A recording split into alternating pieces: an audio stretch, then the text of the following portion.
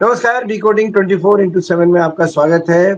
बिहार का चुनाव धीरे-धीरे नज़दीक आता जा रहा है और जैसे-जैसे नज़दीक आता जा रहा है, बयानबाज़ियाँ और नेताओं के ब का बड़बोलापन दिखने लगा है। बहुत सारे नेता अपनी बयानों की वजह से चर्चा में रहने लगे हैं। हालाँकि ये सब तीखापन जैसे-जैसे चुनाव नज़दीक आएगा, बढ़ेगा। लेकिन फिलहाल अभी जो कुछ भी है, जो कुछ माहौल है, राजनीतिक माहौल है, चुनावी माहौल है बिहार में, उस पर चर्चा करने के लिए हमारे दोस्त हरीश हमारे साथ मौजूद हैं। उनके साथ चर्चा करेंगे कि बिहार में क्या हो रहा है, किस तरफ दिशा जा रही है, दशा जा रही है चुनावी। तो उनकी पैनी नज़र रहती है, बिहार के हैं, बिहार के चुनावों पर उनकी नज़र है। हरीश, आपका स्वागत है। हरीश, भोजपुरी स्टार हैं पवन सिंह, गाना भी गाते हैं, सिंगर हैं और राजनीति में भी उन्होंने 2-3 साल पहले से एंट्री लेनी शुरू कर दी थी। आपको ध्यान होगा, पहले बीजेपी की तरफ से कोशिश हुई, फिर वो निर्दलीय लड़ गए, उसके बाद फिर इधर-उधर होने लगे। बीच में खबर आई थी कि जनसुराजी होने जा रहे हैं। तो अभी उनका एक बयान आया है तेजस्वी को लेकर, बहुत तारीफ कर रहे हैं। क्या लगता है आपको कि फिर से उनकी नैया दूसरी तरफ जाने लगी है क्या? सर, बयानबाजी का छोड़िए, आपने एक चीज सुनी होगी, डोरी डालना। जब आशिक को अपनी माशूका के पास जाना होता है ना, तो वो डोरी डालता है। तो पवन सिंह स्टेटमेंट नहीं बना रहे हैं, वो डोरी डाल रहे हैं। कुछ दिनों पहले जनसुराज में डोरी डाल रहे थे, मामला शायद जमा नहीं, कोई समस्या आ गई। अब वो डोरी डाल रहे हैं महागठबंधन की तरफ, इसलिए अब उनको तेजस्वी जी अच्छे लगने लगे हैं। इसके पहले भारतीय जनता पार्टी से बंगाल में चुनाव लड़ने का उनका ऐलान हुआ, फिर पार्टी ने नाम वापस ले लिया। उसके बाद बिहार में काराकाट से चुनाव लड़े। हालांकि चुनाव परफॉर्मेंस उनका बहुत अच्छा रहा, 3,40,000 वोट्स बहुत अच्छे थे।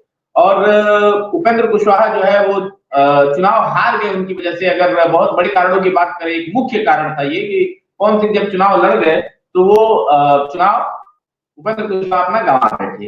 अब दबी जुबान बात ये चल रही है कि पवन सिंह खुद तो चुनाव नहीं लड़ना चाहते हैं, पर शायद उनकी पत्नी ज्योति सिंह चुनाव लड़ सकती हैं, पशुपति पारस जी की पार्टी से चुनाव लड़ सकती हैं। जो बिहार के सियासी गलियारों में जो चर्चा है, मैं बता रहा हूं, ये बात है कि शायद चुनाव लड़ सकती है। तो सर, ये पहला और सबसे कह सकते हैं कि पहले रुझान है ये, जहां वो डोरे डालते हुए दिख रहे हैं। अभी थोड़ा सा राजनीतिक पार्टियों की तरफ जिधर उनका इंटरेस्ट है, जहां से उनको टिकट मिल सकती है, वहां वो अपना शुरू कर रहे हैं मामला। क्या तेजस्वी इनको घास डालेंगे, ऐसा लगता है आपको? देखिए सर, अगर दो तीन चीजें ऐसी हैं जो कि कोई भी पार्टियां अपना कैंडिडेट चुनने से पहले दो तीन प्रमुख चीजें हैं जो वो देखती हैं, और मुझे लगता है कि वो तीनों जो पॉइंट्स हैं उसको टिक करते हैं पवन सिंह। जैसे अगर हम लोकसभा चुनाव की बात करें, वोट्स की बात करें, तो 3,40,000 वोट्स अगर कोई उम्मीदवार निर्दल पाता है, इसका मतलब उसकी पैठ अच्छी है, पहली बात। दूसरा, उनकी वो पावर स्टार कहा जाता है पवन सिंह को, तो उनकी वो एक जो सेलिब्रिटी क्रश है, जो वो कह सकते हैं कि जो फेमस होने का एक उनका वो पार्टियों को न्यूज में आ जाने का एक मौका मिलेगा, उसको कैश करना चाहते हैं। उसको उसको कहते हैं फेस कैश करना। तो पवन सिंह के फेस के कैश करने की कोशिश करेगी महागठबंधन। और तीसरी बात ये है सर कि पवन सिंह एक मजे हुए कलाकार हैं। कलाकार का मतलब मैं सिर्फ अभिनेता और इस सेक्टर न छोड़ के, कला के क्षेत्र को छोड़ के, और बाकी राजनीति के क्षेत्र को भी कह रहा हूं, क्योंकि जिस तरीके से उन्होंने चुनाव लड़ा सर लोकसभा का, उन्होंने अपना दमखम तो दिखाई दिया था कि उनमें न सिर्फ अभिनेता बल्कि एक अच्छे नेता की भी क्वालिटीज हैं। तो महागठबंधन मुझे लगता है सर कि स्वीकार करेगी पवन सिंह की के कैंडिडेचर को, और वो चुनाव लड़ सकते हैं। हालांकि वो तो नहीं लड़ेंगे, जहां तक सियासी गलियारों की बात है, उनकी पत्नी चुनाव लड़ सकती है। अभी हाल ही में किसी शो में पवन सिंह ने इस बात पर आपत्ति की कि जनसुराज के नेता जो हैं पीके प्रशांत ने कहीं किसी बात के जवाब में कह दिया कि राजनीति किसी की बपौती नहीं है, उसको थोड़ा बढ़ा चढ़ा के पेश किया पवन सिंह ने। और आपको लगता है कि ये इंक्लिनेशन दिखा रहे हैं तेजस्वी की ओर कि मुझे बहुत बुरा लग रहा है कि आपके लिए उन्होंने ऐसा कहा है? तो आपको लगता है कि ये राजनीति में ऐसा होता है और वो कर रहे हैं ऐसा इसीलिए? सर देखिए, पहले तो दबी जुबान में ये बातें चल रही थी कि जनसुराज से पवन सिंह जो है चुनाव लड़ सकते हैं। पहले उन्होंने कोशिश की जनसुराज से, शायद बात बन नहीं पाई। रही बात स्टेटमेंट की, तो पूरा स्टेटमेंट सर कोट कर देता हूं मैं पवन सिंह का, कि पवन सिंह ने ये कहा था कि हमारे गांव के पास एक बाजार है, सरैया बाजार है, और वहां जब प्रशांत किशोर पहुंचे थे तो किसी ने सवाल किया कि आप पावर स्टार के क्षेत्र में आए हैं, तो आप क्या कहना चाहेंगे? तो प्रशांत किशोर ने ये कह दिया कि राजनीति किसी की बपौती नहीं। सर अगर सीधे मायनों में हम देखें तो इस स्टेटमेंट में कुछ गड़बड़ी नहीं है। बात सही है कि राजनीति किसी एक की नहीं हो सकती, लेकिन अब तेजस्वी से टिकट पाना है और दुश्मन का दुश्मन दोस्त होता है सर, तो अब रिझाने के लिए कुछ तो कहना पड़ेगा। तो जैसा मैंने कहा कि महागठबंधन को रिझाने के लिए अभी कई दौर की बातचीत चलेगी सर, और कई तरीके के स्टेटमेंट आएंगे, क्योंकि टिकट भी पाने के लिए बड़ी जद्दोजहद उठानी पड़ती है सर। तो मामला शुरू है और कुल मिला जुला के 2-3 महीने ही बचे हैं, तो पावर स्टार पावर दिखा रहे हैं अपना। अब जैसे एक मुद्दा है शराबबंदी का, तेजस्वी इस बात पर ये आरोप लगाते रहे हैं, जो सरकार चल रही इस समय नीतीश कुमार की, कि शराबबंदी करके उन्होंने और शराब बिकवाने लगे। शराबबंदी का मतलब शराब तो बंद हुई नहीं, अपराध और बढ़ गए। तो अब पवन सिंह भी यही कह रहे हैं। अब जरा देखिए आप, तो कैसे टिल्ट दिखा रहे हैं एक, और कैसे उनको लग रहा है कि अगर हम ये सब बातें करेंगे तो तेजस्वी को लगेगा कि हम समान सोच वाले लोगों में से हैं और हमको आप अंदर लीजिए। तो आपको क्या लगता है इसमें और क्या है? सर सबसे पहले तो उन्होंने, जब आप वो पूरा इंटरव्यू देखते हैं तो सबसे पहले तो उन्होंने ये कहा कि हाँ शराब बिकती है और खुले में बिकती है। फिर जब वो एंकर पूछता है उनसे कि भाई ये बात सुन के भारतीय जनता पार्टी और वो जदयू के लोग आपसे नाराज होंगे, तो उन्होंने तुरंत तपाक से जवाब दिया कि मैं उनको सॉरी बोल दूंगा। है तो आप सर ये समझ सकते हैं, अभी 1 साल पहले इतनी जद्दोजहद जारी थी, कशमकश थी कि भारतीय जनता पार्टी से चुनाव लड़ेंगे, टिकट का नाम फाइनल हुआ, उसी पार्टी से वो चुनाव लड़ने की तैयारी कर लिए थे। हालांकि बाद में भारतीय जनता पार्टी को कुछ दोनों में मतभेद हुए और भारतीय जनता पार्टी ने उनका नाम वापस ले लिया, जिसकी वजह से पवन सिंह शायद नाराज हो गए। सर देखिए, राजनीति एक बहुत सीरियस विषय है, बहुत समाज और देश को सही दिशा में ले जाने का काम राजनीति करती है। और पावर स्टार को ये बात समझनी पड़ेगी कि जनता जो सामने बैठी है उसको ये चीजें समझ आती है, लेकिन जो उन्होंने उस मंच से कहा वो कहीं ना कहीं ये दिखाता है कि वो महागठबंधन के करीब जाना चाहते हैं, वो तेजस्वी जी के करीब जाना चाहते हैं। अब इसके दो मायने हो सकते हैं सर।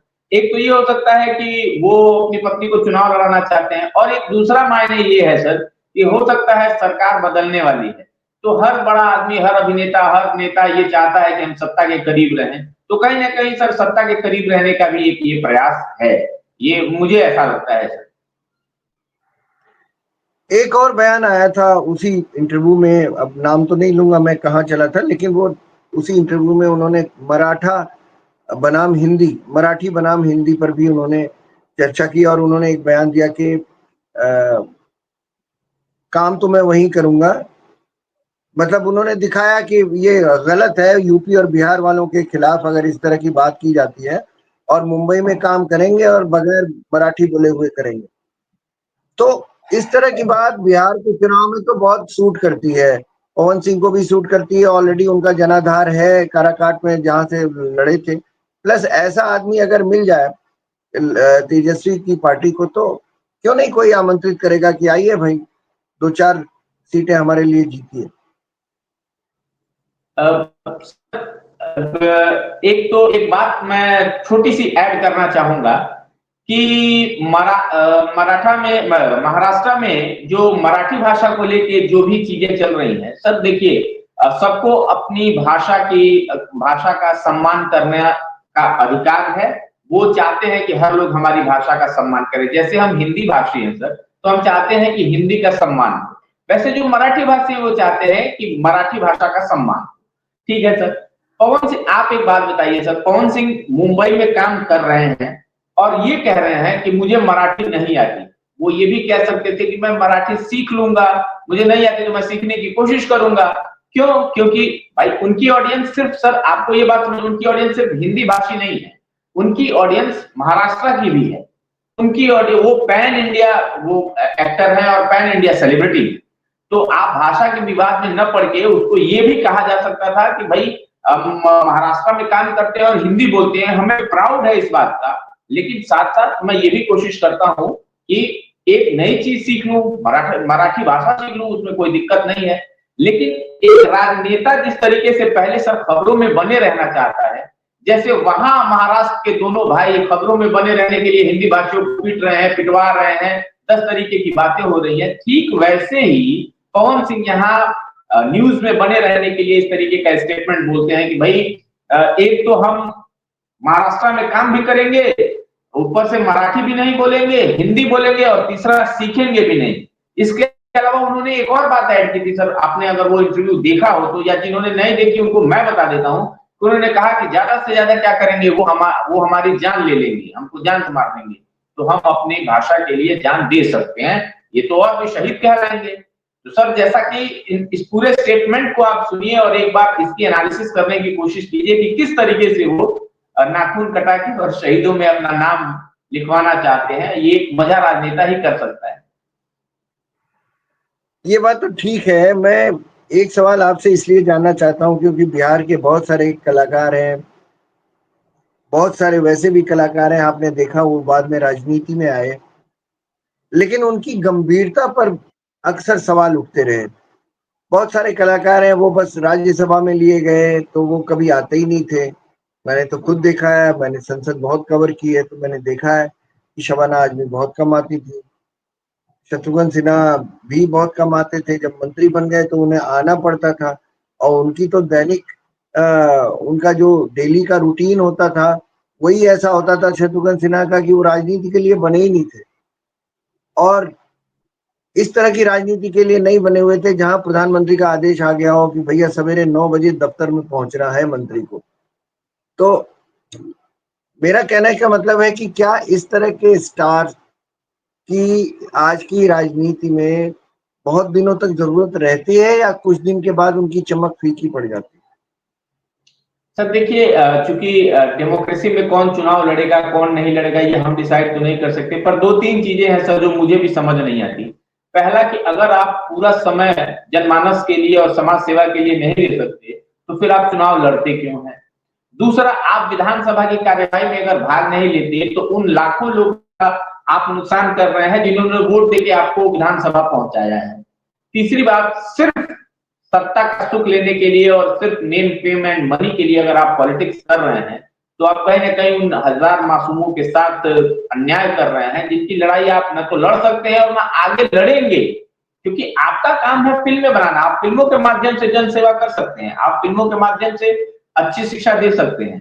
पर क्या ऐसा हो सकता है सर कि कोई एक्टर जो है अपना सारा काम धाम छोड़ के और समाज सेवा में लग जाए? ऐसा होता नहीं है सर। वादे कई होते हैं, कसमें वादे तो बहुत खाए जाते हैं कि नहीं मैं करूंगा मैं करूंगा और मैं रहूंगा।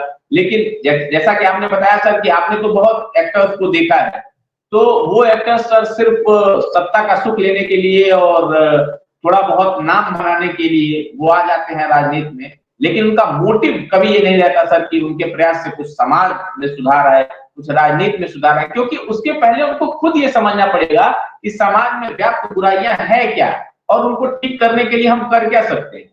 मेरी बात आप समझ रहे होंगे सर कि किस तरीके से ये इसकी बहुत महती भूमिका है सर कि आप विधानसभा पहुंचते हैं और किस तरीके से अपने क्षेत्र के लिए लड़ाई लड़ते हैं, फंड लाते हैं, लोगों की मदद करते हैं। ये एक फुल टाइम काम है सर, आप इसको पार्ट टाइम काम नहीं बना सकते। मुझे एक तो बात ये लगती है, आपने सही कहा, पार्ट टाइम नहीं हो सकता, कन्विक्शन की कमी है।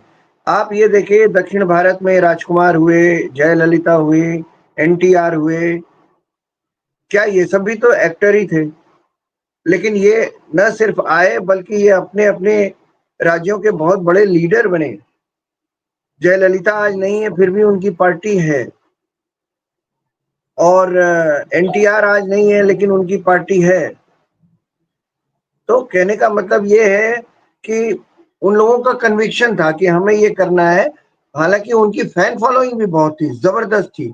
दक्षिण में तो आप देखते हैं कि एक्टर्स को भगवान की तरह पूजा जाता है, उनकी मूर्तियां बनाई जाती हैं। तो लेकिन उनका कन्विक्शन था। आपको लगता है कि इधर ये है कि हम ये भी करेंगे और वो भी करेंगे, बॉलीवुड भी नहीं छोड़ेंगे और दिल्ली में हम राजनीति भी करेंगे, दोनों करेंगे, ऐसा आपको लगता है? दोनों चीजें, दोनों हाथों में लड्डू पकड़ना चाहते हैं लोग। जैसे सर वो जो कन्विक्शन आप कह रहे थे, कुछ बातें ऐसी होती हैं जो स्वतः स्व वो करना पड़ता है, अपनी आत्मा से पूछना पड़ता है। आपने साउथ की बात की सर, साउथ में जब वो ये कर रहे थे तो उन्होंने फिल्म इंडस्ट्री को बिल्कुल छोड़ दिया, फिर उन्होंने इसको फुल टाइम काम बनाया। उन्होंने पीपल फेयरवेल के लिए काम किए। आप एक बात बताइए, अगर हम नॉर्थ इंडिया में देखें तो कोई एक्टर क्या ऐसा है जिसने अपनी एक्टिंग की दुनिया छोड़ दी हो, अपना करियर छोड़ दिया हो और सिर्फ समाज सेवा में लगा हो? ऐसा शायद ही कोई एक्टर होगा सर, पहली बात। दूसरी बात, आप जैसे साउथ में जब आप जाते हैं सर, तो वहां मास को, जेंट्री को एक तरीके से देखा जाता है। यहाँ हम जिस बिहार की बात कर रहे हैं सर, वहां अभी कुछ दिनों पहले ही पवन सिंह और खेसारी लाल यादव क्षत्रिय और यादव की लड़ाई लड़ रहे थे। तो इसका मतलब ये है सर कि आप क्षेत्रवाद, भाषावाद, जातिवाद से जब तक ऊपर नहीं उठेंगे तब तक आप कैसे समाज सेवा कर सकते हैं, कैसे लोगों के लिए खड़े रह सकते हैं? ये सिर्फ सर, मैं फिर वही कह रहा हूं, ये सिर्फ लोगों को रिझाने का काम है। आप सिर्फ उनको ये बताने की कोशिश कर रहे हैं कि नहीं मैं आऊंगा तो मैं कुछ बेहतर करूंगा, जबकि आपको ना समाज की जानकारी है ना राजनीति की जानकारी है।